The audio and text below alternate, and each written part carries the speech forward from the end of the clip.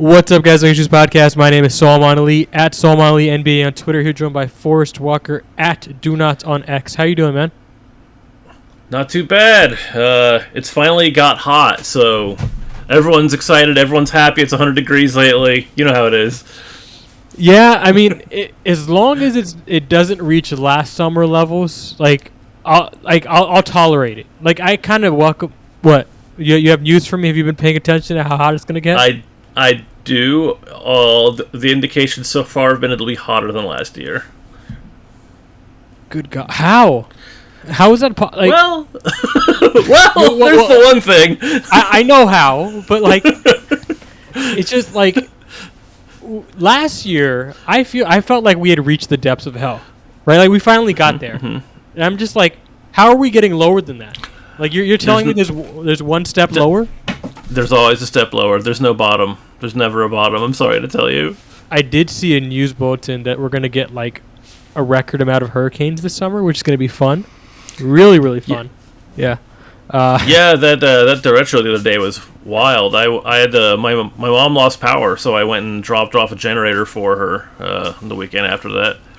The amount of flooding that's already happened from non-hurricanes, it's insane. Like, especially if you live in like the Woodlands area of town. I mean, those guys get no breaks. But anyways, let's talk about basketball because it's more optimistic than the weather in Houston. Especially if you're a Rockets fan lately. Let's talk about the season because it's been 2 months that I podcasted. We don't have to get into why, but it's been 2 months, right? And a lot of things have happened, including the end of the Rockets season. Here's a good question for us. Was it a success? Yeah, I mean, unqualified success. They, I guess there's a little qualification, I suppose. But they didn't have, all right, it wasn't a losing season, right? So I guess you might say you have to have a winning season to have a success, which they didn't have that, but didn't have a losing season either. They went 41-41, which was a full, 9.5 games above the over-under line that most people got, the 31.5. So that's really good. That's better than anyone expected them to be going into the season. That is better than I think probably they expected them to be, honestly.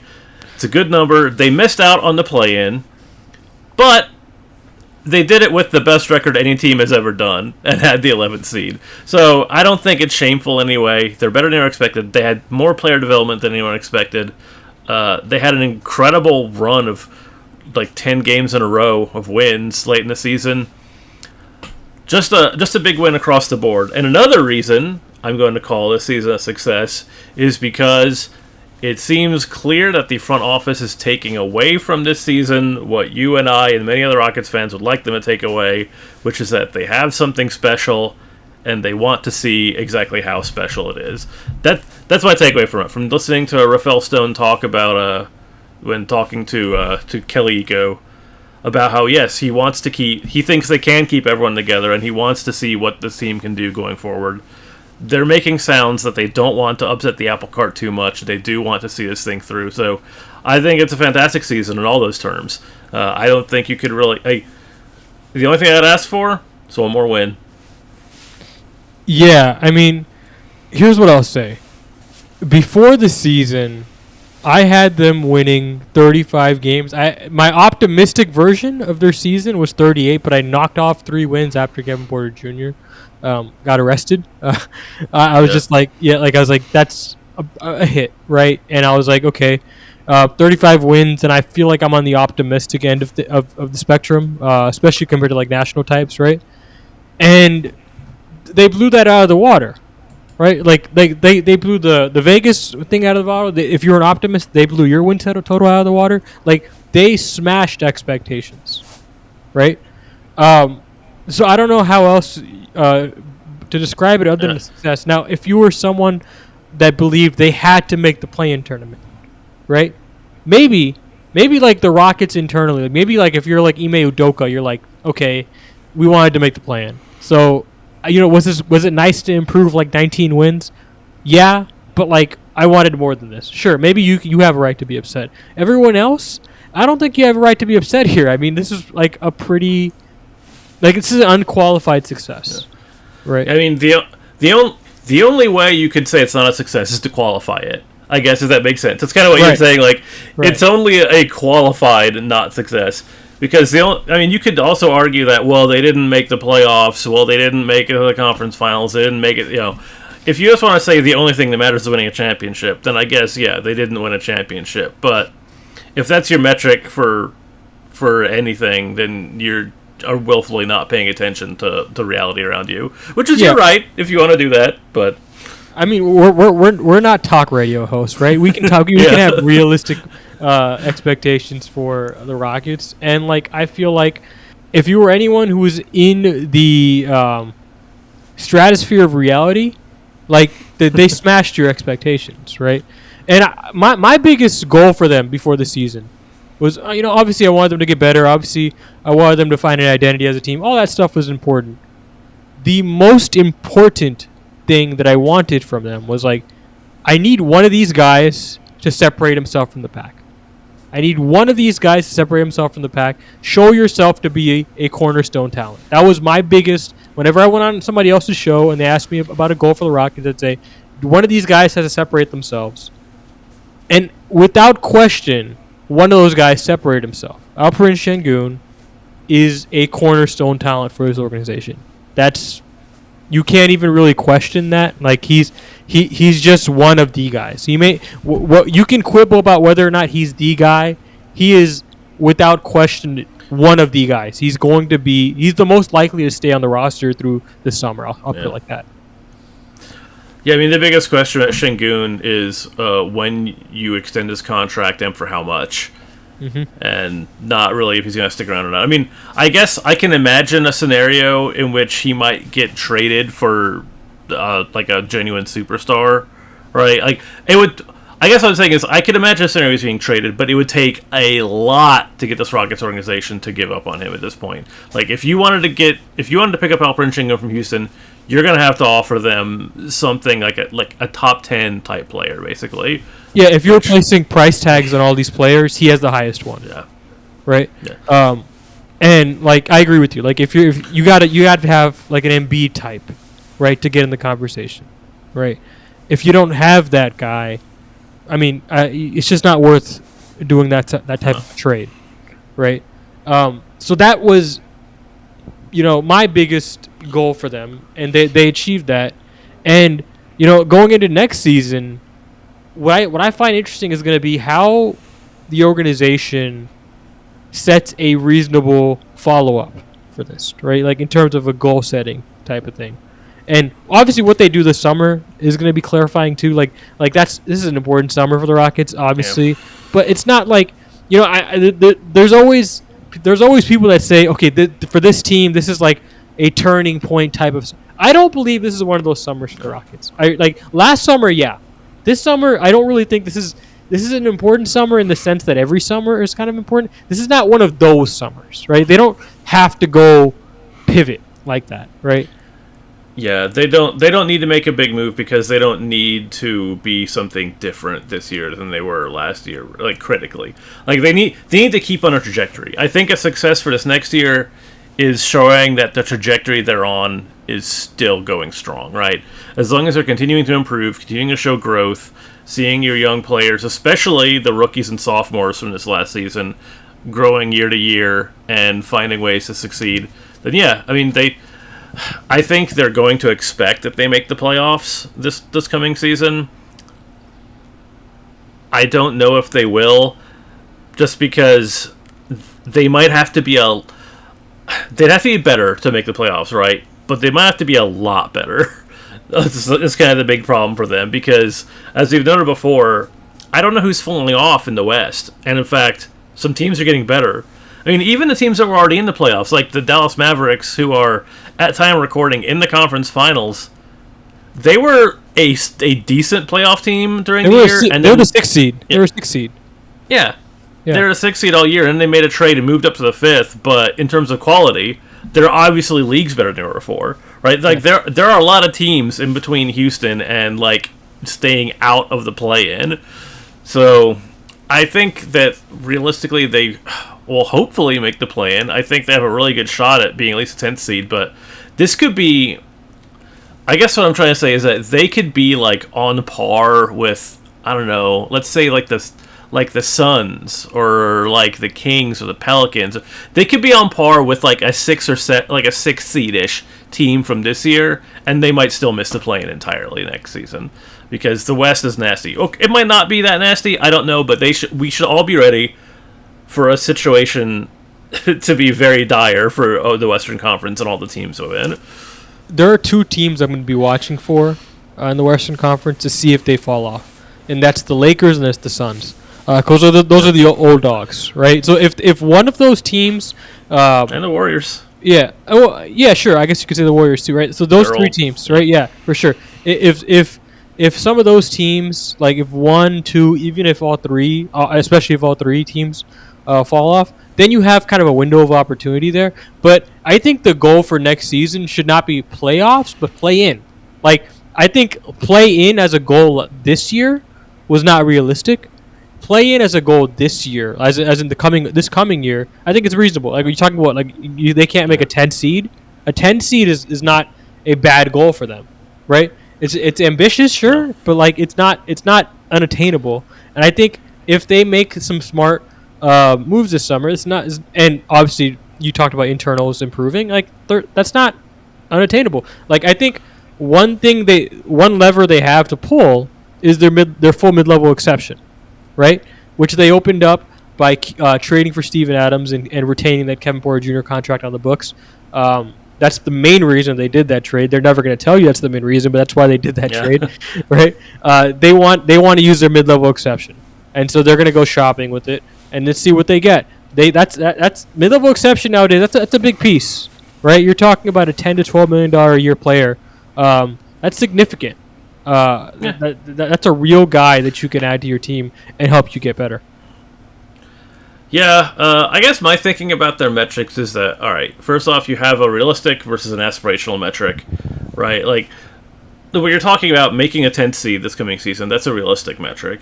And then your aspirational one would be, like, making the playoffs or 50 wins or something like that, right? Something you can, like, go rah-rah and fight for every day, but that you understand that, like, even as you're trying to shoot for that it's not the end of the world if you miss that.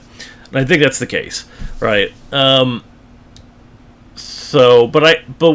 I actually think that beyond that, what their realistic metric should be is not even making a 10th seed. I think they seem to see improvement. I think they seem to see, like, our net rating is up by, like, 2 points or something like that, right? Like, we need to improve by, like, 1 or 2 points in net rating, where we can't worry too much about, like, what our record is. We can't worry too much about where we end up, because that stuff is hard to control. It's really tough to I don't know. With the way the West is, with how young they are, it would not shock me if they land basically anywhere in the whole conference this year. And that's with assuming they get, like, let's say 1.5 points better per 100 possessions. A net rating increase of, like, 1.5 would be great. That'd be totally... That's a meaningful improvement that shows that they have moved up from being, like, a 500-ish team to being a decent team, like a playoff-type team. But it doesn't mean they're going to make it. You know, if there are 13 teams with a plus 1.5 or something like that, then you just end up where you end up. Which is tough, I know. Especially, I'm hoping that this season has prepared the ownership and high levels of management for the concept that you have to, like, look, they're good. You can't rush this. If they don't end up in the playoffs, you have to understand that, like, as long as the process is working, as long as the improvement is there, you don't need to worry about this year. It'll come out in the wash. Don't panic, don't panic, don't panic. Because that's the biggest thing. The biggest threat they have going against them is the idea of impatient people ownership. at the higher, impatient ownership saying, well, why did you take a step back? You know, like, why did you make the 12th seed? And it's like, well, we won 45 games, and we had, like, a plus, you know, like 1.9 or 2.1 net rating, you know. And if they're like, well, that's not good enough, you missed the playoffs, what are you doing? I think we have a better chance of that not happening this year, given how well this year went. I think the management and coaching has earned a level of trust with this. Like, does it kind of feel to you like Tillman et al. Have, like, chilled out a little bit this season. I don't know. That's the vibe I've gotten. No. Like I've talked about this before, right? Like I've in general felt like he's been. this is gonna get me. I know. Go ahead, say it. He's been a good owner.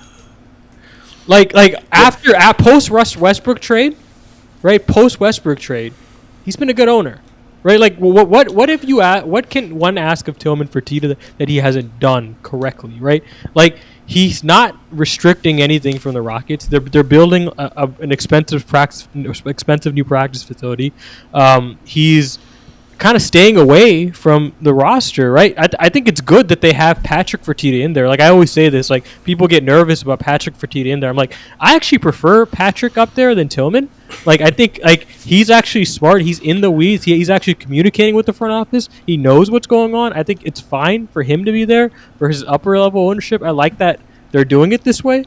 And you know, we're going to talk about Rafael Stone's extension in a second. I mean, like they're awarding guys who succeed, right? The coaching search went well. Udoka was a great hire, right? Like we're going to talk about.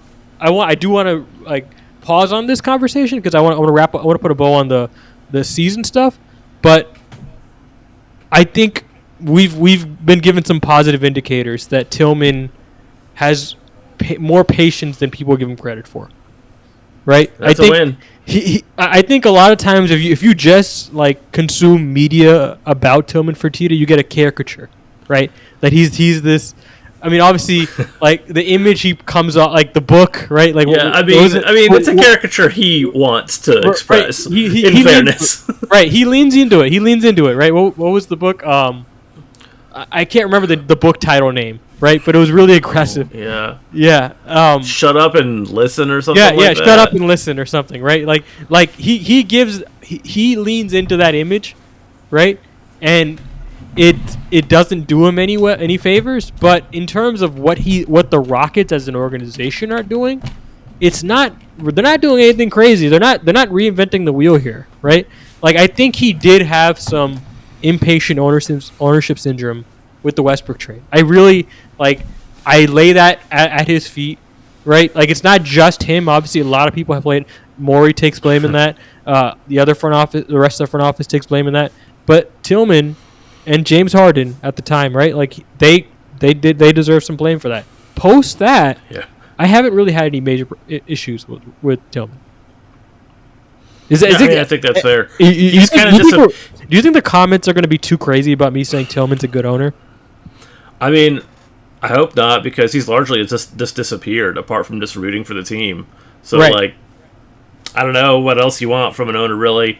I think he's kind of embarrassing as a dude. But well, you don't have to like the guy, right? Like, you don't, right? Like, that's always my thing with these front office and ownership types. Like, first of all, most of these, like, even the best front office figures are unlikable as hell.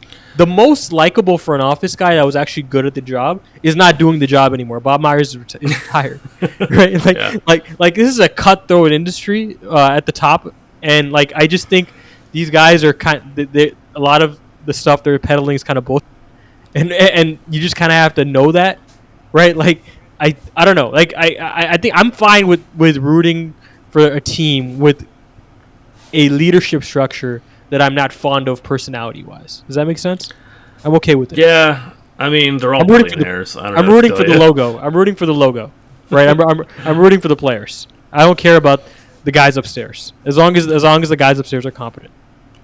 I think rooting for the players is always a winner. Rooting for the city, you can't go wrong with that. Don't Fertitta, stay out of the way. As long as he stays out of the way, I don't know. I'll just keep quiet about it. I can just not work. I can just not think about him. And you know what? I love that. I love if I can just think about wins on the court and not think about the owner. I think that's the best case scenario for pretty much every team. He's come down with the amount of interviews that he's done. Like I appreciate that. Like he is genuinely one of the worst people I've ever seen in front of a microphone. Like I'm not even kidding. Like I know I just showered with compliments, but like that last press conference that he did with Ime Udoka, like for the first 3 quarters, I'm like, oh, this guy is like he has it in him to be like a disciplined tactician in terms of communicating with the media.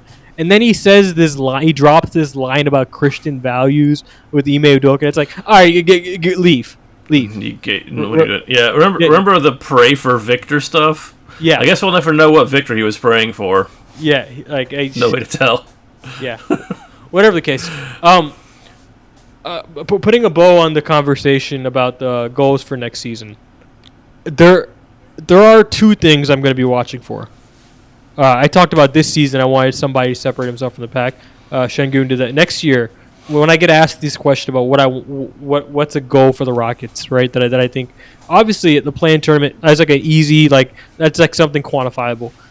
I'm looking at Jalen and Şengün to take the leaps, right? Like specifically Jalen, right? Like Jalen, this is like critical year, right? For him, like the Rockets as an organization, not really that critical of an offseason. For Jalen, very critical offseason in terms of what he does to work on his game. The shooting, the body, the ball handling, all that stuff all the stuff that he's lagging in right now. It's got to take a big step up, man. Because I'm telling you right now, he's got till February to turn this around. He's got till February until if I'm the Rockets, I'm calling. I mean, the good news for him is that he has a head start from the end of this last season, right? His March and April were really good, so if he can build off of that, he's got a running start already. But it's not a guarantee. It's no guarantee. He's had good Marches before, but right now he's in a good position. And I agree with you. I think that the best case scenario for this next season is that Şengün and Jalen Green both look so indispensable and hopefully so good together that the question of what do we do with these guys this offseason, what do we do about their extension, becomes obviously we have to pick them up, right? You want the answer to be clear to everyone that like these guys are great and we need them long term.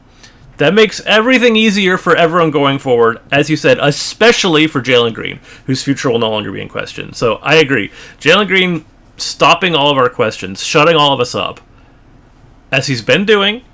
I expressly want to give him credit for everything he's been doing at the end of the season. Has he been shutting us up? I take issue with that. I don't think he had a good March, and then he really trailed off there he petered out towards the end of the season. Well, yeah, but I mean, so does everybody. I don't know. I want to give him credit wherever it's due. All right, I want to be clear. I don't hate Jalen. I think he's cool and fun. And I want him to give us every reason in the world, which he was doing in March big time. I want him to pick back up where he left off in March, keep doing that. I want to see him and Şengün working together with a two-man game to torch people into oblivion. That's what I want to see. I want to see it because it'll be fun for me, it'll be fun for them, it'll be great for their paychecks, and it'll be great for people not having to throw away jerseys they buy. I want to see everyone in Houston buy a Şengün jersey and buy a Jalen Green jersey and keep them for 15 years. That's the dream. That's the dream right there. So, yeah, I agree. One of the big goals of the season is to see these players who have put themselves on the pedestal to, cement themselves into that position. Yeah. And, I saw the finalists for Most Improved Player this year, and Şengün was there, and I haven't really talked about this much. Right, I kept seeing Şengün's name being floated as most improved player all year. I kind of kept my mouth shut because, listen, if Şengün gets most improved, I'm not gonna have a problem with it, right? He's on my favorite team. He's one of my favorite players. I'm not gonna fight anybody over it, right? But I kept my mouth shut for a reason. He didn't win the award, so I can talk about it now. He shouldn't have been in that conversation. He really didn't improve that much. He really didn't. Right, what happened was it became obvious to people who were not sold. Right, really, his usage went up and his minutes went up. That's it. He was exactly the same player. Right, defensively, they let him take more of the reins. Yeah. Yeah, defensively, I think he may have made some legitimate progress, but offensively, I really don't think he improved that much. Right, I think that was kind of the narrative. I think there are two camps for people who are putting him in there, right?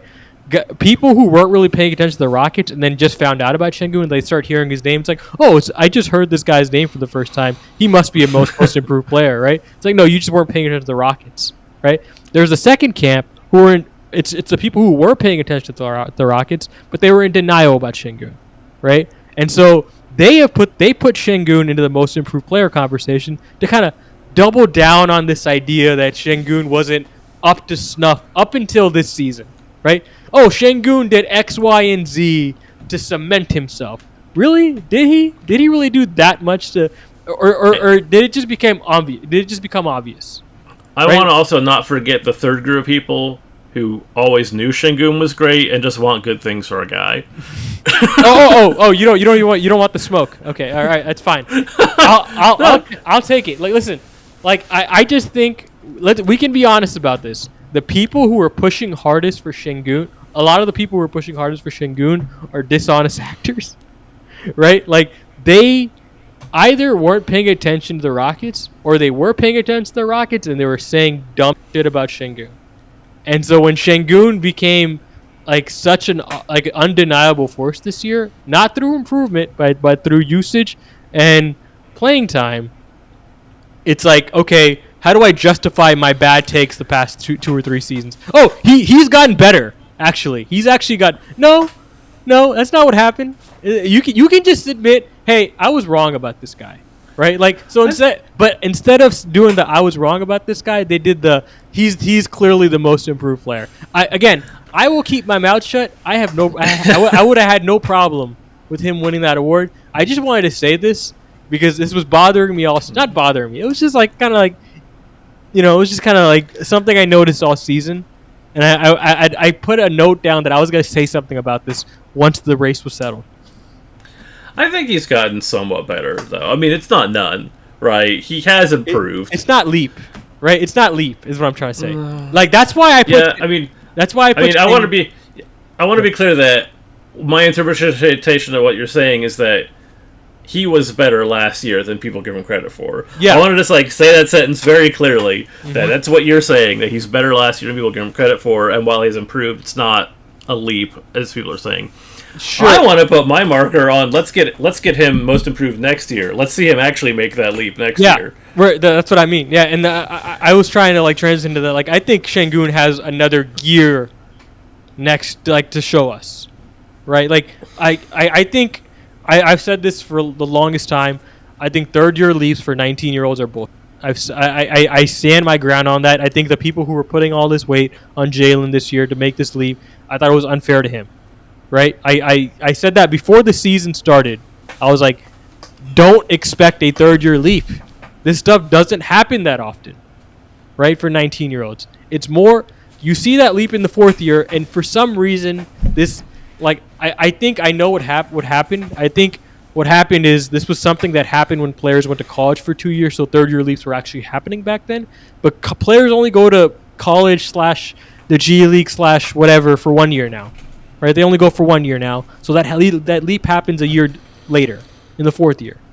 I think that's what happened. I think that's why people have come to know the fourth year leap concept, right? I mean the third year leap concept. I think that, it's a relic, of the past, and I think people just haven't adjusted to the new times, and that leaps happen in the fourth year. So fourth year leaps, I'm looking forward to these guys, I'm looking forward to seeing what these guys have. Also, Amen intrigued the hell out of me this year. You okay? Are you okay? Yeah, hold on a second. Oh, wait. Oh, God. No. Okay, come on. There we go. My cat's sitting up above my computer, and she got her claw stuck in something and was no worries. Panicking a little bit. Yeah. No worries. I mean, you can leave this in. I had to get up there and help her from having her paw stuck. We'll leave it in. We'll leave it in. Amen intrigued the hell out of me. Right? He intrigued the hell out of me, and he is at that same age range as Şengün. You may not think of Amen as he's going into his fourth year. He's going into his second year technically, but he was such an old rookie, right? That he's going to be the same. He's going to be in the same age class as Jalen and Şengün, right? So I'm going to be. I want to see what this guy can do next year, right? I have some stuff planned to write about him coming up here. But he's an intriguing player that I'm going to be watching next year as well. But yeah, those are goals I have for next year for the Rockets. I want to see what these guys can do in their 4 seasons. I think a realistic goal for Rockets is a most improved player, MVP, 6th man of the year, coach of the year, executive of the year, finals MVP, if we can get that one in there too. Yeah. Let's talk about Rafael Stone. So you and I did you agree with me on this? I don't remember.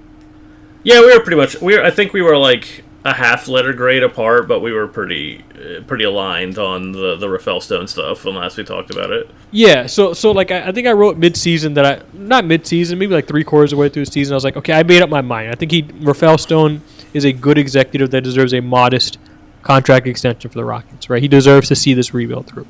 I think by that point in the season, I was sold.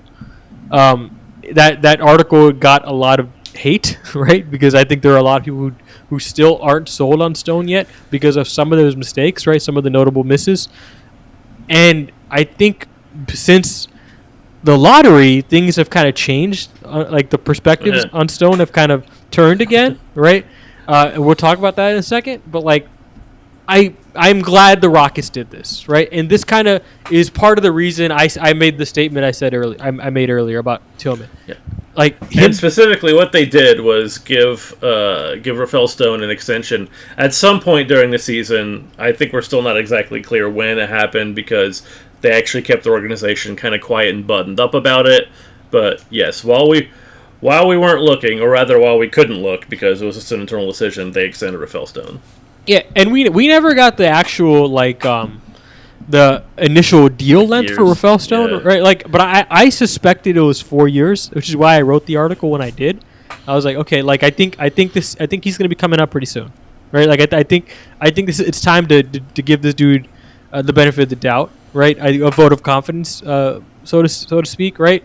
And I'm glad the organization did this, right? I'm glad. I think he's a competent executive. He had a plan. He executed well on it.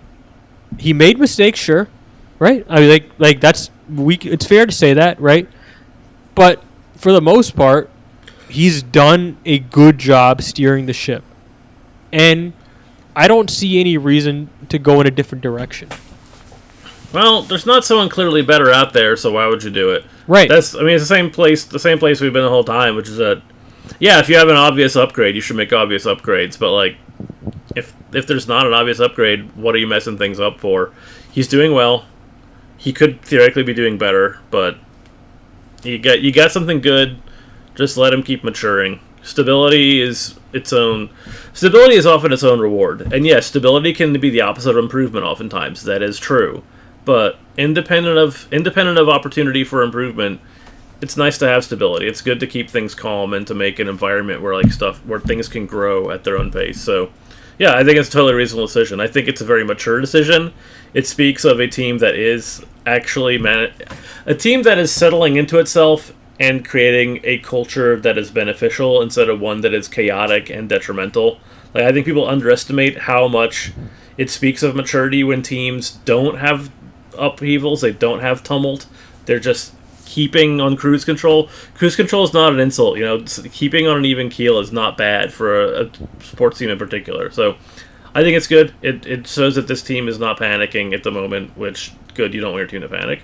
Right, and I think sometimes people conflate the terms stability, like the concept of stability and the concept of complacency, right? Like the Rockets aren't being complacent; they're being stable, right? Like they're showing signs of a healthy organization, rewarding someone who's doing a good job, right? Again, we don't have to go through the whole Stone conversation. He's obviously had misses, right? But that doesn't mean that for the most part he hasn't done a good job. This was well deserved. I wanted to quickly touch on it because that was a major news story, probably the second biggest news story we've had since the season ended. Let's talk about the first biggest news story since the season ended. He said his misses, but he just had a pretty big hit.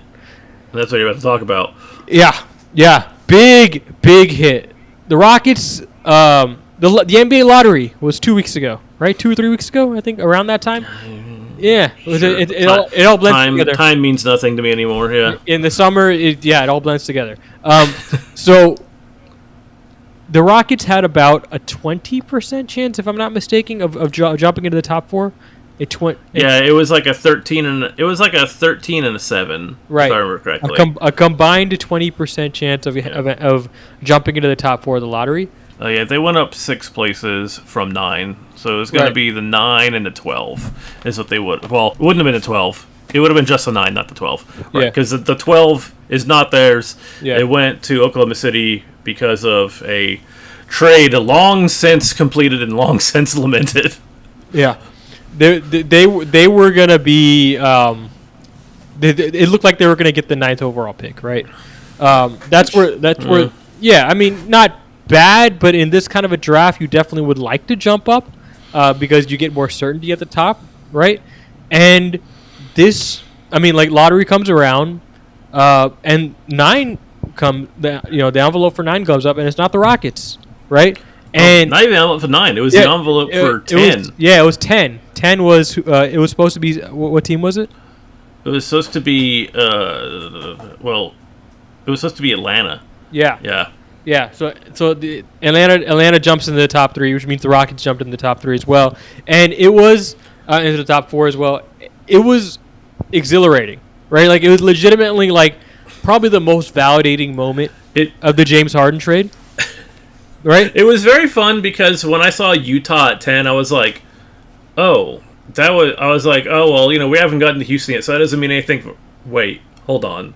How could Utah be at 10? Yeah. Atlanta's supposed to be. And then at the same time, I think everyone realized at the same time, like, oh, that means 2 teams have gone up to the top 4. Like, there was this weird moment where I was just confused for like 5 seconds as I put together what actually happened. And then suddenly, everyone in Houston world is celebrating. Well, I heard it on the broadcast, right? So like they said the Rockets and the Hawks have jumped into the top 4. I was like, oh, I typed it up as quickly as I could, right? Like it was like it was exhilarating.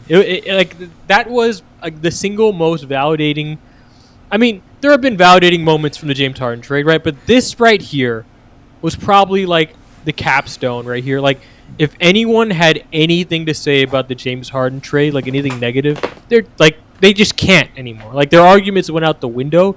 The Rockets absolutely made the right call in terms of if they were choosing between an asset like Ben Simmons and an asset and a pool of assets like this, what Brooklyn was offering, it was clearly the right move to go for this pool of unprotected draft picks. And they still have more picks left, right? They still have more left. They have like 3 more years of this. Yeah, they have 3 more years of this. Brooklyn's still in the desert right now, right? And the crazy thing about this, right? So yeah, this is obviously unprotected picks pay off, right? Like this is why you get those Nets picks. This is why you want this, because sometimes you get that 7 or in this case I think 13% chance. Sometimes it comes up. Sometimes you get that 3rd overall pick at 41 wins, and they have more years left. Like next year and 27 are both swaps, but it's not as good as just a flat out pick. However, it's still excellent because it goes in the order in which all the trades are. It means that if Brooklyn lands in like the top 4 again, they just get it. It doesn't matter where Brooklyn lands. Wherever Brooklyn lands, which will almost certainly be better than whatever the Rockets are going to have available to them, they just get Brooklyn's pick. So the pain and heartbreak of those picks going to Oklahoma City, because they have a pick swap instead of just a pick trade next year as well with OKC. They just, it's not going to matter. Rockets don't need to worry about where their pick is. As long as the Nets are worse than them, which they're going to be, then you just get their pick. And you're like, okay, fine. OKC has whatever. I think it's the best out of OKC and Houston and the Clippers, I think. Is that it? Is that what their like end that. of it is? Yeah, I don't want to. It's like 3 things. It's crazy. Yeah, it's Presti's good at this job. Yeah, I mean, whatever the case, like Houston has 2nd. Right, like, and no, not in that particular pick you're talking about. They get Nets. Next year, if the Nets pick is better than the thing that Houston gets out of their trade stuff, they get it. Yeah, the Rockets get it. Yeah, and so since the Nets are almost certainly gonna be a better pick than any of those other picks that like Clippers and all those guys get to pick from, it's not, all that stuff doesn't matter to Houston anymore. Like all that stuff is just they have a pick swap with Brooklyn. Don't worry about it. Like all the other stuff's gonna go on, and it's like as long as the Rockets end up with Nets pick, cool, no problem. And it looks like the Nets don't look like they're gonna get better. I'm gonna put it that way right now. I am not hopeful about the Brooklyn Nets like becoming a more solid team in the immediate future. So. I mean, the trade's looking pretty good right now. And Joe Tsai just came out and had like some sort of media appearance. I believe he was at like some sort of conference, and he was talking about the trajectory of the Nets. And it doesn't look like he wants to press fast forward. Like it doesn't look like he wants to make a swing for like a Donovan Mitchell, right? Like obviously things could change, right? Sean Marks could have other ideas, but like this is the owner we're talking about. He sounds like he wants to build like a sustainable winner. Like I think that's literally the verbiage he used, right? Which is like, oh, we want to build a culture here. We want to build that doesn't sound like a Donovan Mitchell trade. That doesn't sound like the trade, the kind of language you hear from a general manager that wants to swing big, right? It sounds like they're okay, kind of letting the picks be a sunk cost, which is the strategy they took last time, and may well end up being the right strategy because they have a lot of draft capital from other teams, right? Like, don't get me wrong, this still sucks for them, right? Giving up the 3rd overall pick to Houston is still pretty crappy, but they have a lot of scratch off tickets left, right, themselves. Yeah. So we'll see how they end up. Like I'm confident that they're actually going to manage their rebuild well, but in the meantime, the Rockets don't have to worry about it because they're in the tank right now. That's what's most important. They're bad right now, and they're not, and they're not full tanking because they have no impetus to be worse than they are. They just don't really have much impetus to be better either. Yeah. Like their goal is just to like for long term asset building impetus. Yeah. Right. I think people say impetus quite commonly. Yes. Wait, is it impetus? Have I been saying it wrong the whole time? I don't know. Let's find out. It's impetus. Let's see how they. I guess impetus is how people usually say. Okay, I guess I say it weird. No, I genuinely was like lost. I was like, huh? I've never heard that. Okay, all right, fair enough. All right, yes, but no, you're right. They don't have upward mobility. They like no reason to. They just want to like improve. They just want to do player development and not worry about it. Which is great. It's kind of interesting to think about having that weight off your shoulders in the draft. Yeah, unless they swing big, they can't do anything else, right? Like unless they trade with Houston, right? Unless they trade with Houston, right? Which maybe some okay. Let's talk about them getting the 3rd overall pick, right? Yeah. We're bouncing left and right here. So. I heard a lot of people say, really, like, this draft is the one they jump into. Like, they haven't had good lottery luck up until here now. Like, first of all, the Rockets haven't had bad lottery luck, right? They've had fine lottery luck. They've been fine, right? They've avoided coming up tails for, 3 years in a row. They've avoided that nasty, 48% you fall out of the top 4 thing. Yeah. That could have been bad, especially in 2021. Right, where they could have lost the pick altogether. So I don't want to really hear anything about they've had crappy lottery luck until now. No, they've been fine. They're Now actually pretty good. Now you can conclusively say they've had good lottery luck, right? Because of this, right? And I'd argue that if you're gonna jump up, this is the kind of draft you want to jump up in because there's so much uncertainty that the draft is really starting at 5th. Right? It's a number 1 overall pick technically, right? But it's not a traditional number 1 overall pick. So you'd rather get as high as you can to get as much certainty as you can. So it's like you can reserve actually having a real lottery talent. Right? The Rockets are drafting now we can say safely the Rockets are drafting a lottery talent this year. Yeah. I mean, this makes this draft a lot easier for them, which is a big deal. As I've said many times before, drafts are easy at the top and at the bottom. It's the middle where it gets tough, where you have to actually be judging out of a large pool who is better than everyone else thinks. You have to try to predict the future. At the top, look, man, we kind of know who the best guys are. And even if that turns out to be wrong later on, all right, I want to make this clear. Oftentimes, yeah, the guys that everyone thought was going to be like a star talent, everyone thought some guy was going to be a star talent, then everyone turned out to be wrong. Well, that just happens. I don't know. You don't go back and be like, literally everyone was stupid because they thought that this dude was not going to break his leg or whatever. No, it just... Look, all they got to do, all the Rockets got to do with this draft, assuming they don't trade the pick, which, let's put a big old red pin in that one, assuming they make the pick, all they got to do is figure out 3 guys they like. That's it. That's the whole task. Just be like, who are 3 dudes we want? Who are the best 3 guys? And then have an order of those 3 guys, because, I don't know, maybe 2 of them are available when it comes down to the 3rd pick. Who knows? But as long as you have 3 guys that you think are the best dudes in the draft, you're done.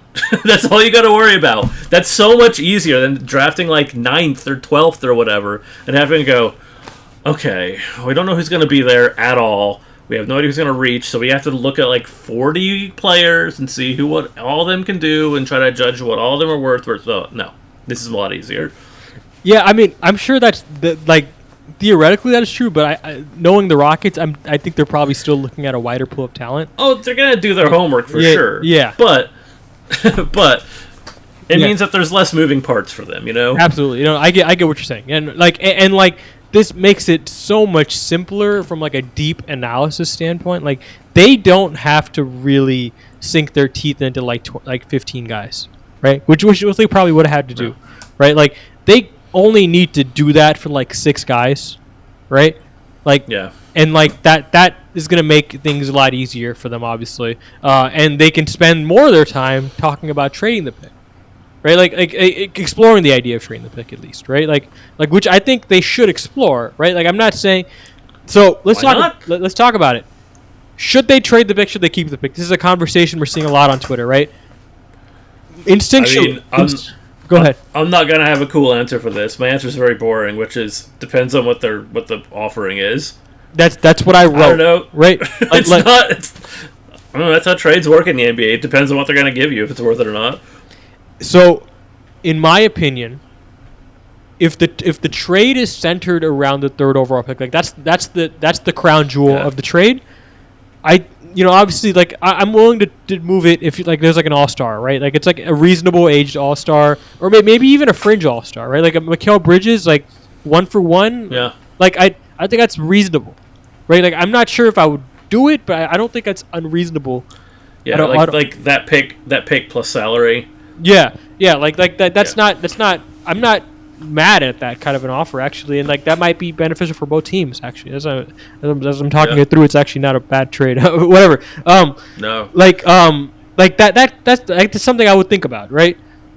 Now, if the 3rd overall pick is a throw-in, if like you're talking about touching the core 6, okay, now you got to get me an All NBA player.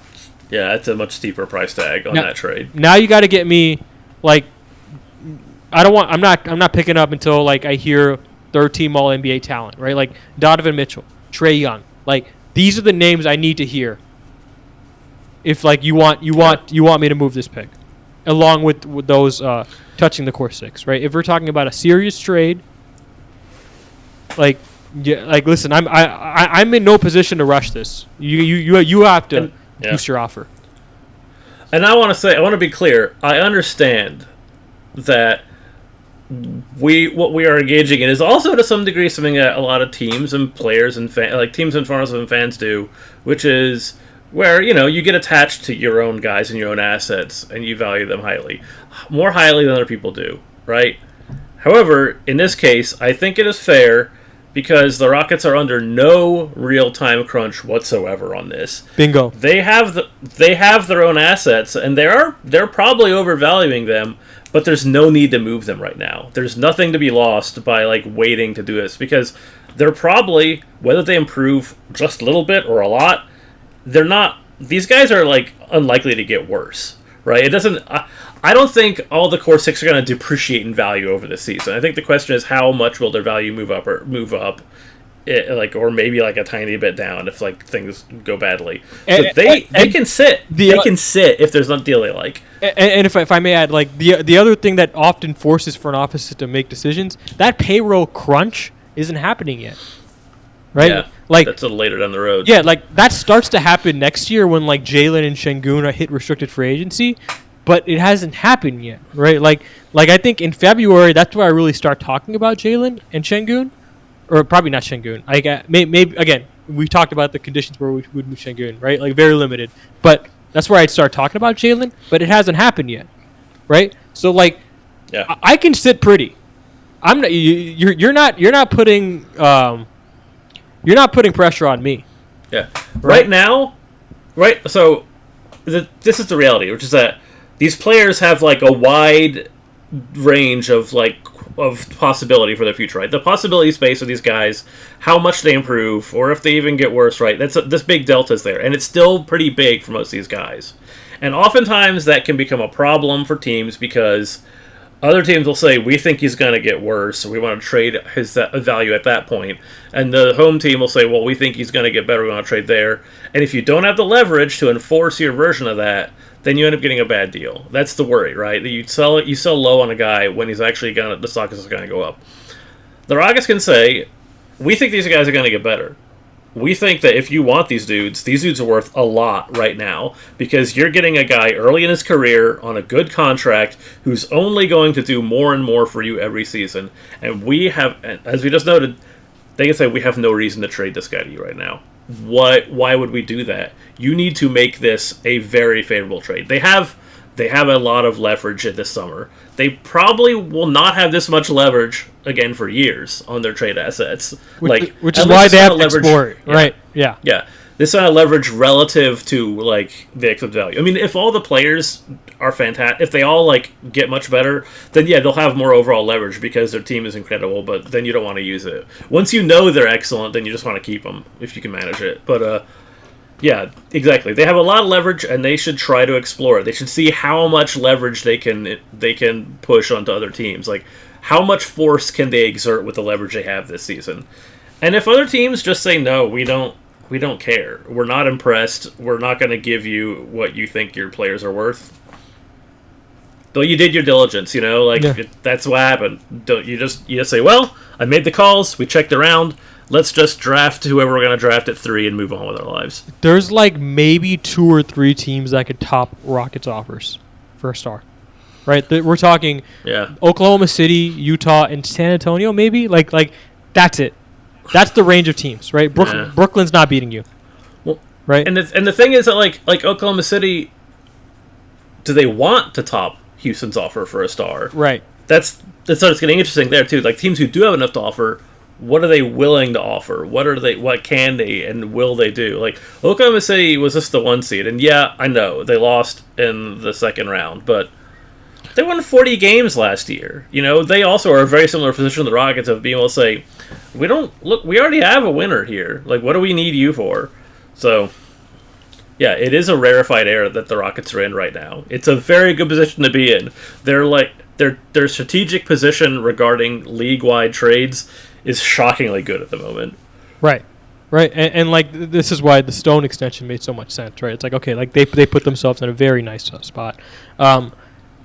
And like I feel confident saying, right, like there's going to be a core 7, right? There's going to be a core 7 now, right? I can confidently say of the core 7, I feel confident saying, I should say that. I can't say I can feel, but I feel confident saying there's 2 all-stars here. There's somewhere here there are 2 all-stars, right? There are 2 pillars somewhere. I think Şengün is clearly one of them, and if you're telling me like you're giving me odds that one of these 6 other guys becomes an all-star, I feel very comfortable taking that bet. Well, especially because the summer includes maybe we trade this pick and someone else for someone who's already an all-star. They have the option to just make the 7th guy whoever they get in the trade. Well, before they even make that trade, I feel very confident. And the reason I make the point that I feel very confident there's 2 guys here, it's like that's why like all-star doesn't excite me, right? Yeah. All NBA is where you need to tempt me, right? That's where you get me excited. All-star doesn't, whatever. I can get an all-star. I have all-stars here, right? Yeah. Right. Like I realize that sounds a little arrogant, but I really do feel like there's 2 all-stars here. Well, but that's how they have to go into it, right? Yeah. Like from the team's perspective, right? If we are playing the part of the Rockets front office, that's what they have to say to other teams. To say like we believe in these guys. We believe that like Şengün is going to be a perennial All-Star starting any minute now, and then at least one of these other guys is also going to join him for a few of those games. So impress me, because it's going to take a lot. Mm-hmm. No, that's exactly right. That's exactly right. If we're pooling assets together, you got to give me all NBA. If it's 1-for-1, a conversation gets a little bit more, like fair, right? Like it's like okay, like let's say what we talked about earlier, like Mikal Bridges. Like I'm willing to talk about Mikal Bridges if you're just talking about the third overall pick and salary filler, right? I'm willing to talk about it, right? Other All-Stars, Pretty good, right? Yeah. I mean, other All-Stars, I'm willing to talk about it, right? Like, I think, like, that's where I'm willing to hear All-Star offers, but really, Houston should really be thinking about how they want to manage their cap, who they want to build around, and how they want to build around those guys, which is why the window of trades that gets me to move this pick is kind of small. It's kind of narrow. Yeah. Well, they can afford to play hardball right now, so do it. Mm-hmm. Yeah, I think we're on the same page. Like, don't go for a mediocre trade. I mean, that's the sounds they've been making too. Like when Stone talks to people, he sounds like, yeah. I mean, we're always checking in on offers, but we feel pretty good with what we got. I think he literally said, we're more likely to keep the pick. Like he didn't say it word for word, like as I'm saying it, but he said something along the lines of like, now we're more likely to keep the pick. Right, like I think he said that at a press conference. Don't quote me on that. I think I do believe I heard that. At a press conference. Well, and here's the thing: is that's what you want to say, even if you're lying. That's the other deal. Even if you're lying, even if you know none of these guys is ever going to be an All-Star, which I don't think is true. But even if you did, right now, you say that you do. Or, if you have a deal for that third overall pick, you say we're just keeping it. Even if you have a deal lined up that you're going to take on draft night, you say like, I don't know about that, because you want people to go, if I want that, I'm going to have to make an offer. This is just salesmanship stuff, man. I don't know. Like, this is what you got to say, and the fact that they're saying it is good because it shows that they have like the propriety required to understand what they have and what they need to do with it. Yeah. It is encouraging. So I've done some work on this draft, right? Like it's not. I'm not gonna lie. Like in terms of, out of all the drafts, the Rockets have been in the top 4, and it feels like such a luxury to say out of all the drafts, the Rockets have had a top 4 pick. Like, isn't it crazy? This is the fourth overall, like fourth top 4 pick the Rockets have had in a row. Yeah. It feels kind of crazy to say that, but out of all 4 drafts, this is probably the least prepared I've been. So I've leaned a lot on the numbers people, right? Like I've talked a lot to them, and I they're not willing to share a lot of their models, right? Like unless there's something interesting or like something that consistent. Like the 3 guys that I like because of traditional scouting folks and the analytics guys consistently bring these 3 guys up as like, okay, these 3 guys, like they project well, right? Sure. Donovan Clingan, Reed Shepherd, Nikola Topic. Those 3 guys, like, those are my 3 favorite prospects. I want one of those 3 guys. I want Houston to select one of those 3 guys. I think there are cases for Alex Sarr. I think there are cases for Rob Dillingham. But I just, and Stephen Castle to some extent, like I'm not, like, I personally wouldn't select those guys, but I think there are cases. Those 3 guys are who I'm looking at. And the 2 guys specifically, like, that analytics people really like and feel very confident in projecting being productive NBA players are Klingon and Shepherd. Like, people feel very confident projecting those guys being winning players, right? And I think when you look at the qualities they bring, like Klingon specifically, like he's going to be a good NBA defender. Right? He's just going to be a good NBA defender, right? Like he's going to be someone you can play a drop scheme with and will get you to a top 15 defense in the NBA at minimum. He's been compared to Brook Lopez. He's been compared to Gobert. I think you don't want to get too crazy with the comparisons, right? But Klingon's the big white guy, right? Yeah. He's the big white guy. I mean, that's kind of where I'm at with this draft. I mean, like I don't know. I wasn't paying any attention to it until the minute they said it was going to be the third pick. So yeah. All right, that's a and Topic is the European. Yeah. Right. Yeah. And then okay, cool. Shepard's the white guard. Right. So I cool. All right. It just worked out that way. I promise, Forrest. It just worked out that way. Yeah. Right. Like I like that. Their names sound like Klingon, so he could say Kapla and so on. Star Trek. Not a Star Trek. Star Trek. Yeah. I understood the reference initially. Then you lost me when you said whatever you said. Shepard sounds like Shepard from Mass Effect. It's also science fiction, so that's fun. Cool. And then who's the last one? Topic. Yeah, it's spelled like a. Sounds like Jokic. Topic is a fun name. Rhymes with Jokic. Sounds like Jokic. Rhymes. Yeah, it could bode well. Just saying. Yeah, I mean, just. There have been a lot of good Balkan basketball players, so I would love for someone. All right. I would love for someone to create a big board and in their description, like for Topic, be like rhymes with Jokic. Feeling pretty good about this. Maybe his game rhymes too. Yeah. But it has to bode well, right? It has to bode well. Are you sure? Yeah. All right, so sell me on your guys. I just think they're gonna be good.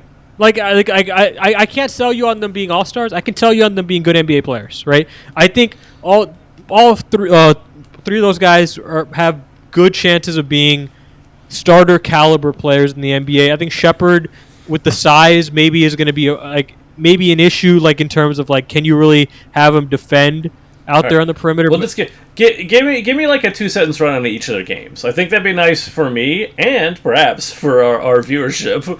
Yeah. Okay. Klingon, the Brook Lopez comparisons make sense. That's a good one sentence for Shepard. Great shooter, good defensive metrics, right? Very good, very good defensive. That's pretty good. That's very tempting to me. Not the best measurables, but not terrible, right? Sure. And for what was the last guy? Topic, point guard skills, 3-point jump shots off a little bit, right? I think he's like a 31% 3-point shooter, but he's an 85% free throw shooter, right? So there's confidence that he could be.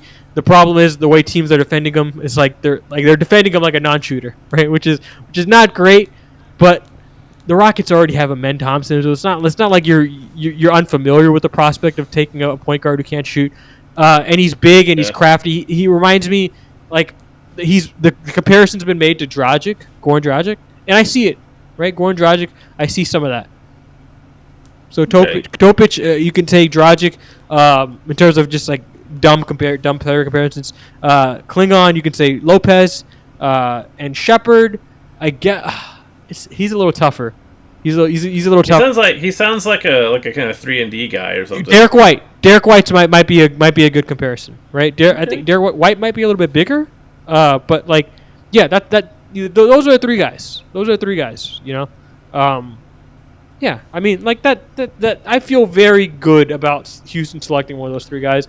I think if you're selecting one of the other guys, Dillingham is getting a lot of buzz right now. People put a lot into the scoring, and he has a lot of confidence, right? It's Jalen Greeny, but not Jalen Green, right? Jalen Greeny. We need shooters, right? I feel like we need shooters right now. He can shoot, right? He can shoot. Okay. I think if you're doing the whole fit thing, Shepard's probably the best, right?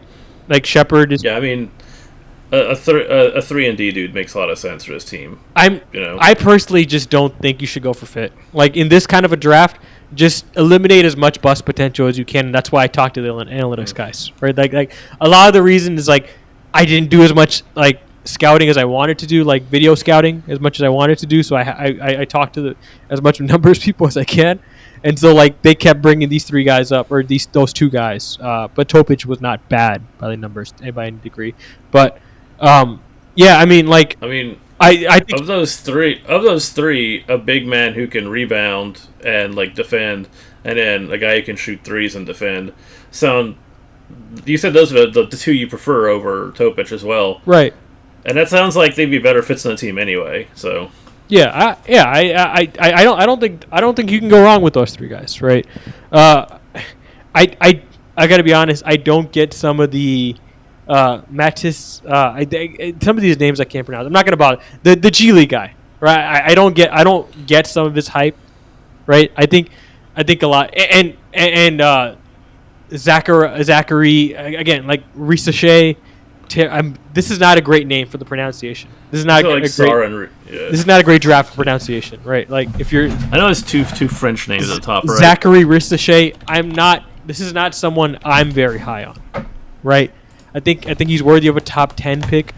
I wouldn't put him in the top 3 or top 5, top 6, to be honest. Zachary Risachet. Yeah. Alexa.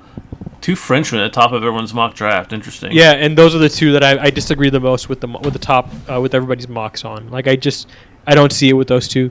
But yeah, I mean, like Alex Sarr, like I can see it a little bit, right? Like Alex Sarr, like if the Rockets end up selecting Alex Sarr, it's a lot of projection, like old school projection. Whoa, Donovan Clingan 7'2", 280 pounds. That's a big boy. Big boy. That's a big boy. Occupies a lot of space.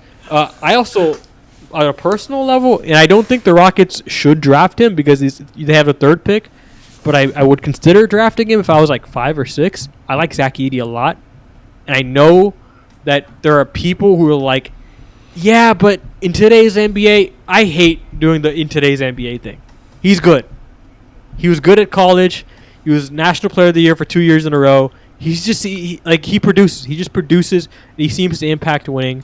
I would take him if I was in that 6-7 area of the draft. But the Rockets are number 3, so they don't have to worry about taking that risk, I guess. So yeah, I mean, like, listen, I bring that up to say there are good guys here, and like I think I just take the guy, and move forward. I'd like to make a wider point also, which is that people like to say this draft or that draft is bad or whatever before the draft happens, and oftentimes there is a better and worse draft class, but we don't know how good a draft class is until several years down the line. Is the reality. Like, yeah, I know you can be more or less excited from draft classes, but it's still an NBA draft. It's still a top 3 pick always.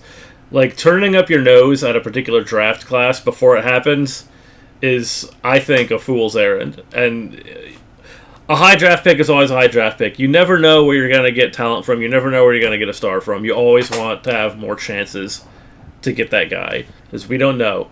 This might go down as one of the draft picks that ends up really great.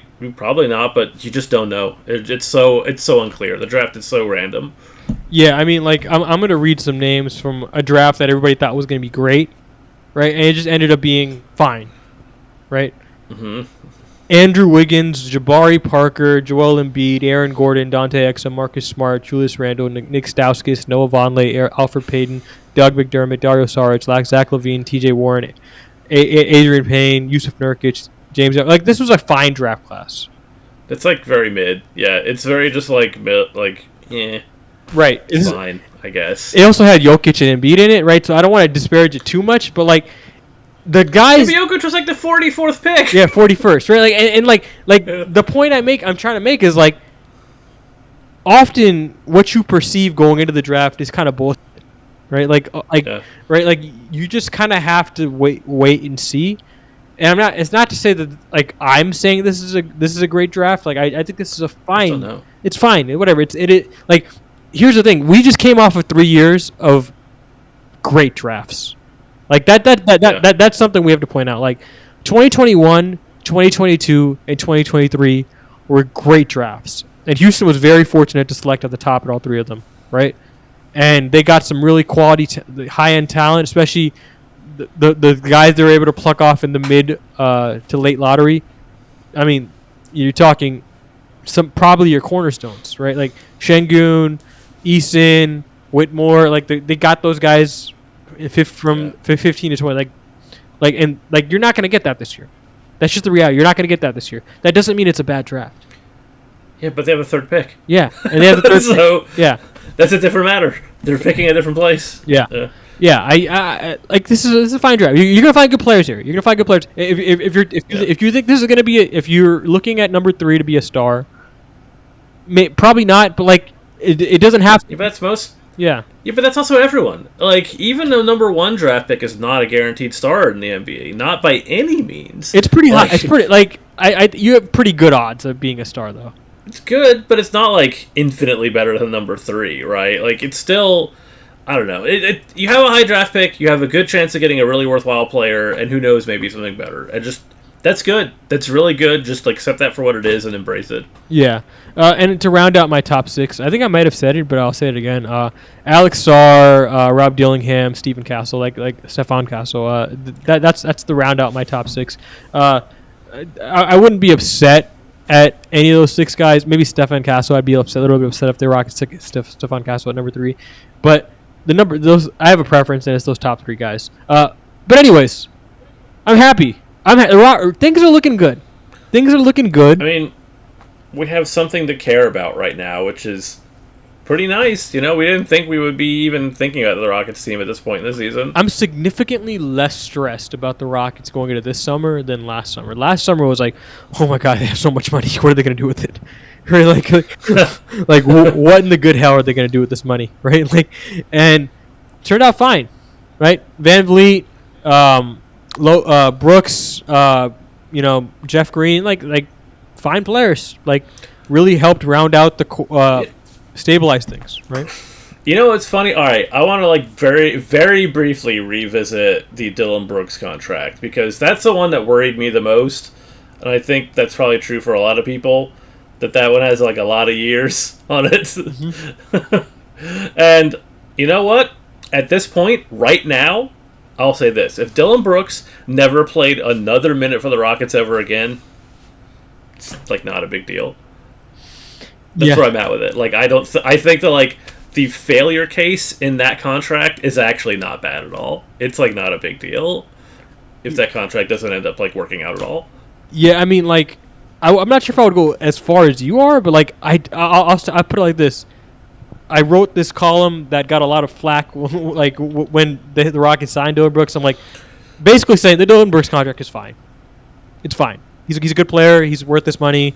Like the Rockets were in position to get below market value. They didn't get it, right? And this is market value, and this is fine. Gotta pay someone. Right. They that's kind of the deal. They ended up paying market value, but like I think a lot of fans wanted to pay less than market value because Dylan Brooks had this reputation, right? And it's like, put the reputation aside, he's worth this money. Like as a basketball player, he's worth the money. My big worry with him was not even really that the money is too much, but that if he's a significant enough signing, he's going to see time when he shouldn't see time. And I'm not really so much worried about that anymore. Like, I feel like other players have shown up well enough that, like, and the coaching staff has shown himself to be competent enough that if he's not a good option, they're not going to use him. Right? If the young guys are just better for winning games, they'll just play them. My only worry is they'd be like, well, we can't not play this guy. We can't not start this guy. We gave him this much money. But it doesn't seem like that's how they're operating. It seems like if he is not, if and when he's not useful, they'll just not play him, and that's fine. The money thing sucks, but they'll be okay. They'll be all right. It's not that much money per year. It feels like a lot because we were alive 10 years ago when that much money was a ton, but $20 million-ish a year is like you can absorb that. It's not too bad. Yeah, like I think surprisingly, like the most concern I had this year in terms of a signing for the Rockets was actually Fred VanVleet. Not because they signed Fred VanVleet. Well, some of it because of the we didn't get the reporting on the last year being a team option, right? It feels so the industry feels so dirty, and that the agents leak the contract without leaking the options, and it feels and the reporters go along with it. It feels so scummy. Like whatever the case. Like it's fine. It's the world we live in. We know what it is now. But like that happened, right? We didn't know the full extent of Van Vliet's contract for like 3 days, right? And so I was like, they signed him for 3 years, 100. How much? Like 3 years, and that obviously was 2 years. Really, like third year was a team option, and that set off some initial panic. And the other thing was like, I kind of would have rather had at the time, right? At the time, I was like, if you're gonna make a big signing, right? James Harden's just sitting there. And when I look back at it, I instantly, like before the season started, Harden had those weird comments about Morey, right? And I'm like, where's his head at? Is his head in the right spot? Like, did I want the Rockets to sign this guy if he's having this vendetta and he's out for cash like this? Like he's not at the winning stage of his career anymore. Like, what's going on? Like, why is Harden like having a beef with their general manager right now? Right, like I thought he's 35. He should be trying to win a title or at least trying to build something. Like that to me clarified some things. And his play this year, I think Van Vliet and Harden probably had like about the same impact on their teams, right? Like I think they're probably like close to equal in terms of impact on their prospective basketball teams. And that's fine.